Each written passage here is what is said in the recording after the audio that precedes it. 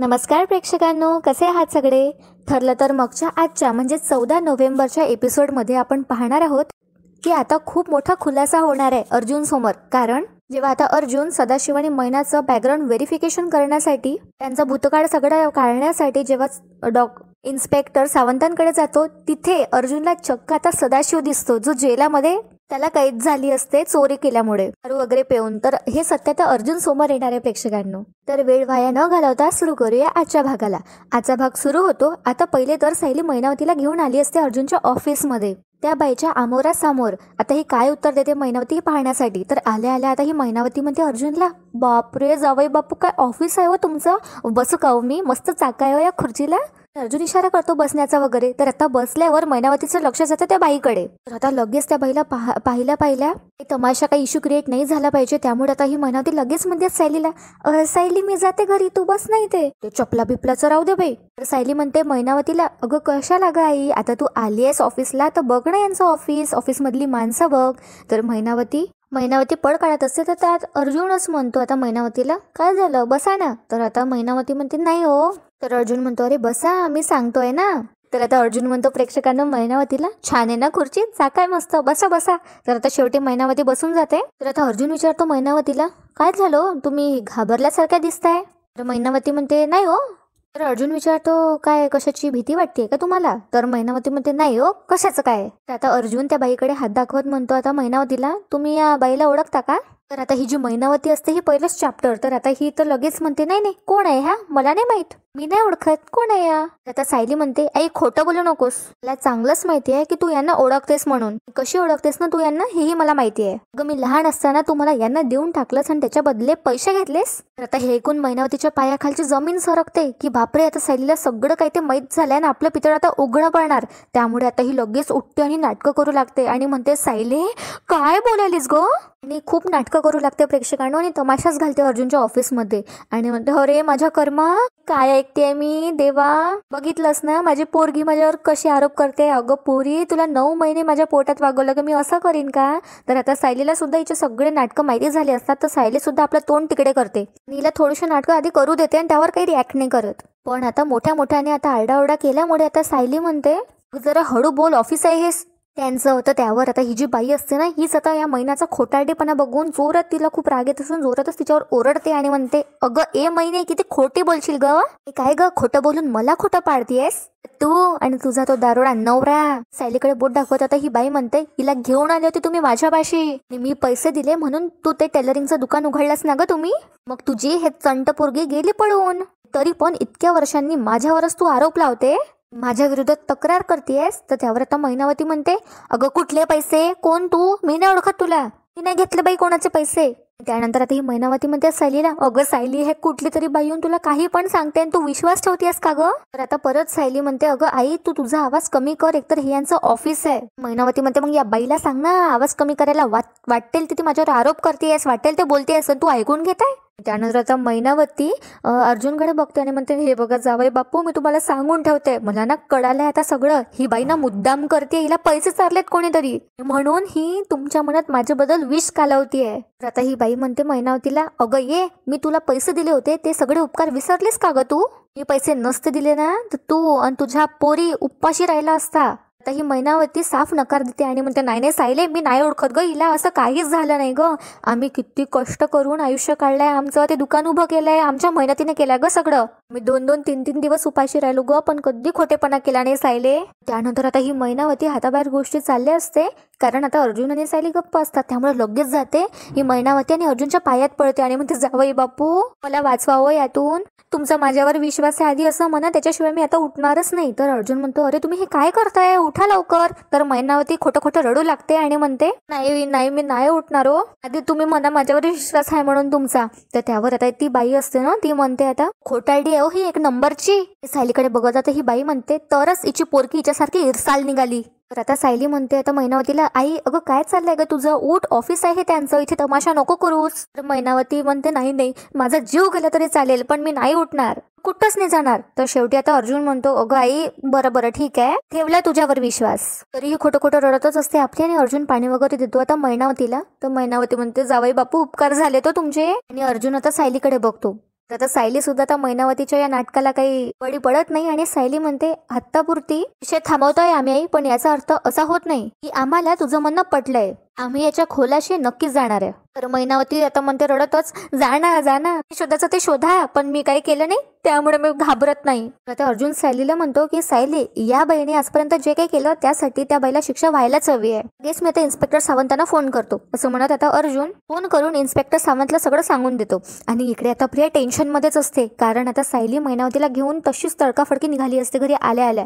तर आता ही प्रिया रूम मध्ये येते, मनात विचार करू लागते की अर्जुन आणि सायली नक्की मैनाच्याच घरी गेले होते आणि गेले पण त्यांना नक्कीच काहीतरी तिथे महत्वाचं सापडलं असणार आहे. त्यांना माझ्याबद्दल काही सापडलं असेल का, आता हिला थोडी भीती वाटत असते.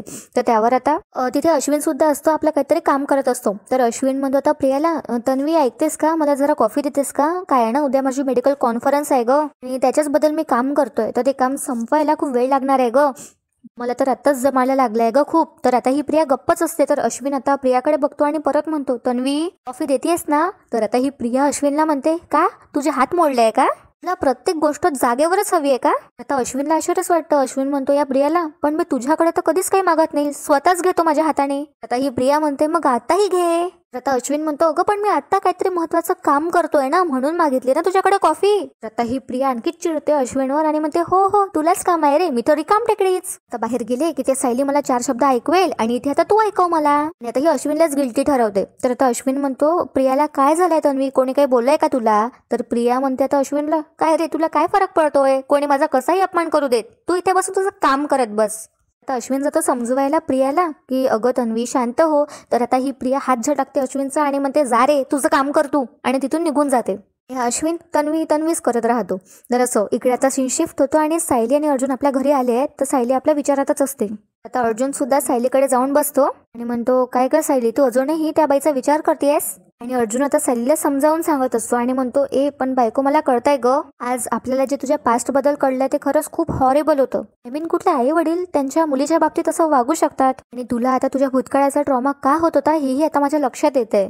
माहित आहे का तुझ्या लहानपणी ना तुझ्याविषयी काहीतरी खूप वाईट झालंय आणि म्हणूनच तुझ्या ब्रेनने ती गोष्ट ब्लॉकच करून टाकली आहे. तर सायली आता गप्प असते आणि सायलीला सतत ते आठवत असतं की ऑफिसमध्ये जो काही तमाशा घातला होता मैनावतीने ते तिच्या डोळ्यासमोर येत असतं.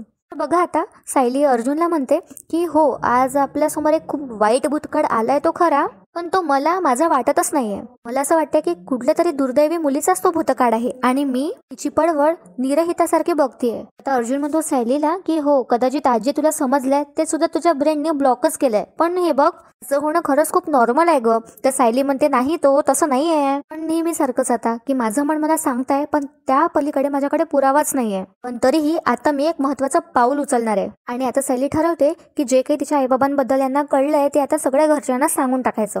तर तसं आता सायली अर्जुनला सुद्धा म्हणते. त्यावर आता अर्जुन म्हणतो काय अशात काही नसताना तू सदा काका आणि मैना काकू बद्दल घरच्यांना वॉर्न का करतेस. तर सायली म्हणते नाही माझ्या आई बाबांबद्दल मला घरच्यांना सांगायलाच हवे. अर्जुन म्हणतो पण असं करून वगैरे तुला काय मिळणार आहे. तर सायली म्हणते मनाची शांती मिळेल मला, पण आपलं कॉन्ट्रॅक्ट मॅरेज घरच्यांपासून लपवलं आणि त्याचे काय परिणाम झाले होते हे आठवतंय ना तुम्हाला, तर यावेळेस मला तसं नाही करायचंय, मला घरच्यांना सगळं सांगावंच लागेल. तर त्यावर आता सायली पटकन उठते आणि तिचा मोबाईल घेते. तर अर्जुन म्हणतो अगं आता हॉलमध्ये जाऊ नकोस, हॉलमध्ये सगळेच आहे. तर सायली म्हणते हो नाही मी हॉलमध्ये जातच नाहीये, उलट मी सगळ्यांना आता मेसेज करते आणि पूर्णाजीच्या खोलीत बोलावते, कारण हॉलमध्ये ते प्रिया आणि आई असेलच. आणि सायली म्हणते पूर्णाजीच्या खोलीत बोलून सगळ्यांना तिथेच सांगून देते आणि सायली सगळ्यांना आता मेसेज वगैरे पाठवून देते.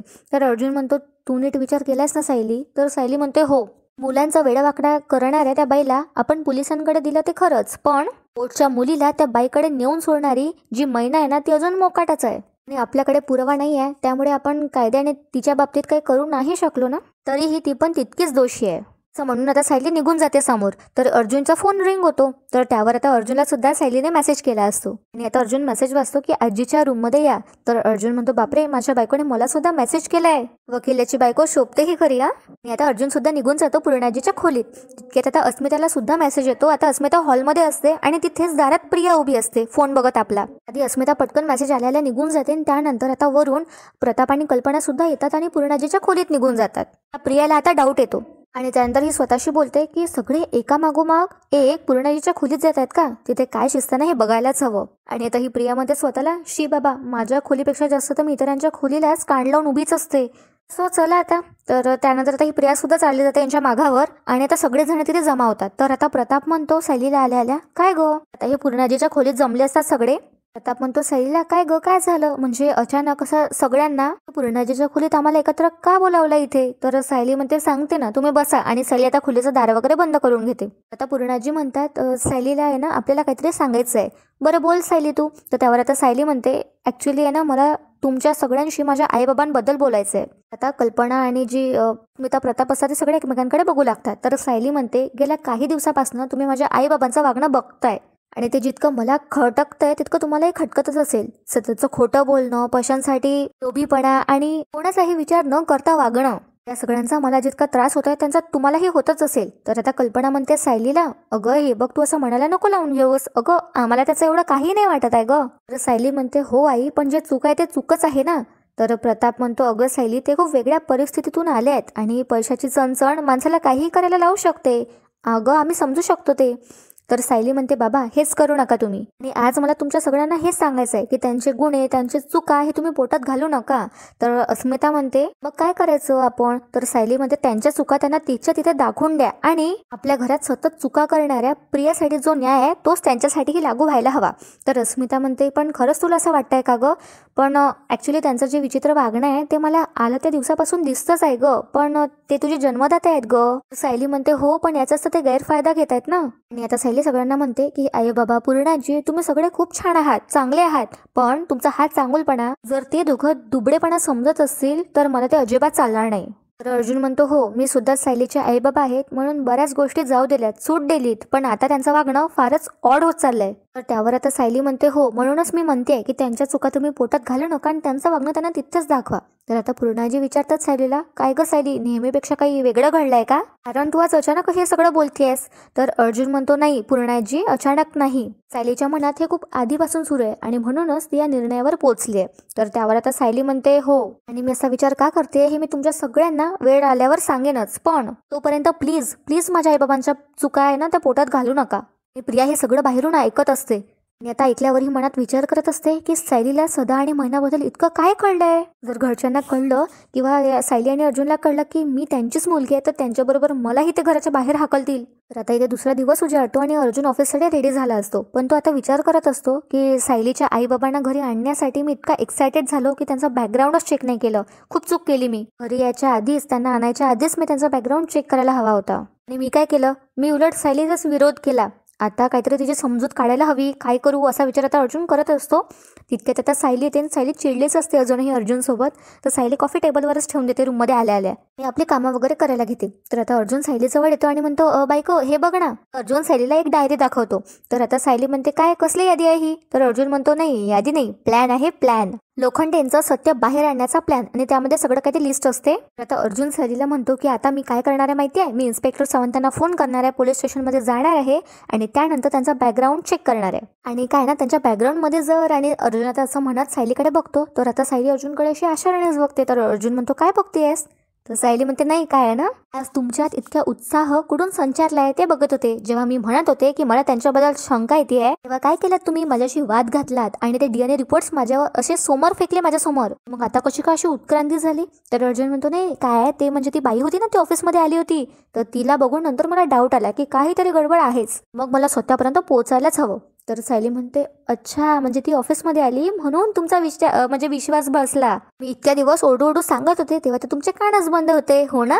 अर्जुन म्हणतो अगं नाही तसं नाही. तर सायली म्हणते नाही तुम्ही काहीच करू नका, आता जे काही करायचं आहे ना ते आता मीच करेल, तुम्ही करा बसा हा DNA रिपोर्ट्स मिरवत. तुम्हाला आठवत आहे का आणि मधुभाऊंच्या वेळेस मी तुमची असिस्टंट होते ना, त्यामुळे बरोबरीचं काम केलंय मी तुमच्या बरोबर, त्यामुळे आता मलाही सगळं कळतं. सायली अर्जुनच्या हाती डायरी देत तिथून निघून जाते. तर अर्जुन म्हणतो बापरे सायली 2.0 निघाली.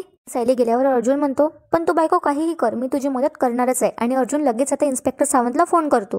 इतक्यात आता चैतन्याचाच फोन आता अर्जुनला येतो आणि अर्जुनला आता चैतन्य म्हणतो काय रे रेडी झालायस का तू? तर अर्जुन म्हणतो हो. तर आता चैतन्यच म्हणतो अर्जुनला की मी इन्स्पेक्टर सावंतांना म्हटलंय आपण जातोय त्यांना भेटायला आताच. तर आता अर्जुन इकडे तिकडे बघतो आणि म्हणतो एक मिनिट चैतन्य तू काय माझ्या रूममध्ये CCTV कॅमेरे लावलेस का? म्हणजे तुला कसं माहिती की मी रेडी झालो आणि इन्स्पेक्टर सावंतांना भेटायला चाललोय? तर चैतन्य म्हणतो, अरे बापरे अर्जुन, तू ओके आहेस ना? ते काल तू मला स्वतःच म्हणाला ना की कोणत्या तरी केससाठी आपल्याला इन्स्पेक्टर सावंतांना भेटायचं आहे, विसरलास का? तर आता अर्जुनच्या लक्षात येतं आणि अर्जुन म्हणतो, अरे हो हो, राईट राईट. ऐका चैतन्य, मी एक सांगतो तुला, लग्न करू नकोस, काय ना बायकोमुळे मेमरी लॉस होतो. तर त्यावर आता चैतन्य हसतो आणि म्हणतो, हो बरोबर आहे रे, आणि माझं लग्न करण्याचा सध्या तरी अजिबात विचार नाही आहे. पण अर्जुन, तुझा फुल मेमरी लॉस झाला नसेल तर मला सांगशील का की इन्स्पेक्टर सावंतांना भेटायचं दुसरं कारण काय आहे ते? तर अर्जुन म्हणतो, हो ऐक, आपल्याला लोखंडेचं बॅकग्राऊंड चेक करायचं आहे. आपण भेटल्यावर मी सांगतोच तुला. एक काम कर, 10 मिनिटात मला माझ्या घराच्या गेटच्या जवळ भेट, मी आलोच. तर चैतन्य म्हणतो, हो हो ठीक आहे. आणि फोन ठेवल्यावर आता अर्जुन स्वतःला म्हणतो, आता माझं आणि माझ्या बायकोचं एकच मिशन लोखंडे. तर आता खाली सायली किचनमध्ये आली असते आणि ती विचार करत असते की मी यांना म्हणाले तर खरी की मी सगळं मॅनेज करेल, सगळं काही करेल, पण आता कसं करू ते? आता कल्पना डायनिंगवर बसत असते आणि भाजीपाला वगैरे तोडत असते. तर त्यावर आता कल्पना म्हणते सायलीला की काय गं सायली, पूर्णाजींच्या गोळ्या दिल्या आहे का तू? तर सायली म्हणते, हो हो, हे काय त्यांच्यासाठीच दूध तपावती आहे मी. इतक्यात आता खाली अर्जुन येतो आणि कल्पनाला म्हणतो, गुड मॉर्निंग मम्मा. सायलीकडे स्माईल करत बघतो. तर सायली आता अर्जुनकडे अशी थोडी चिडतच बघते. तर अर्जुन म्हणतो, काय ना मम्मा, मला ऑफिसला जायचं आहे, लवकर निघायचं आहे, जरा उशीर होत आहे. अर्जुन आता टिफिनसाठी वेट करत असतो की सायली त्याला टिफिन वगैरे आणून देईन. तर आता सायली म्हणते विमलला, विमल ताई त्यांचा डबा द्या जरा. तर त्यावर आता विमल म्हणते, हो सायली ताई, तुम्ही तर त्यांचा डबा भरलाच नाहीये. तर आता सायली मुद्दामच आता अर्जुनकडे बघत म्हणते विमलला की मग तुम्हीच भरा. आणि अर्जुन समोरच आता सायली पूर्णाजीच्या खोलीत चालली जाते. आणि प्रेक्षकांनो, आजचा भाग इथेच संपतो. तर उद्याच्या भागात आपण बघणार आहोत की आता अर्जुन आणि चैतन्य इन्स्पेक्टर सावंतांकडे पोहोचले असतात आणि तो फॅमिली फोटो जो असतो लोखंडेच्या घरातला, ते फोटो दाखवतात. तर सावंत म्हणतो की यांचं बॅकग्राऊंड म्हणजे काही चोरी, पॉकेटमारी वगैरे, दारू पिऊन तमाशा घातलाय का यांनी? तर अर्जुनला प्रश्नच पडतो, म्हणजे काय असं अर्जुन आता सावंतांना विचारतो. तर त्यानंतर आता इन्स्पेक्टर सावंत असतात, ते दोघं हवालदारांना म्हणतात, ए घेऊन रे त्याला इकडे. आणि त्यानंतर अर्जुन समोर चक्क हा सदाशिव असतो. आता जे कपडे वगैरे मळले असतात आणि आता अर्जुन समोर सदाशिवचं हे सत्य सुद्धा बाहेर आलंय. आणि दुसरीकडे आता इकडे सायली आणि पूर्णाचे जे प्रयत्न चालले आहेत प्रतिमाची स्मृती पूर्णपणे वापस यावी, त्यासाठी त्या प्रयत्न करणार आहे. तर बघूया प्रेक्षकांना काय होणार. आजचा भाग आवडला असेल तर व्हिडिओला नक्की लाईक करा आणि चॅनलला आपल्या सबस्क्राईब करा, म्हणजे असे सिरियलचे अपडेट्स तुम्हाला वेळोवेळी मिळतील. आणि आजचा एपिसोड पूर्ण पाहण्यासाठी धन्यवाद.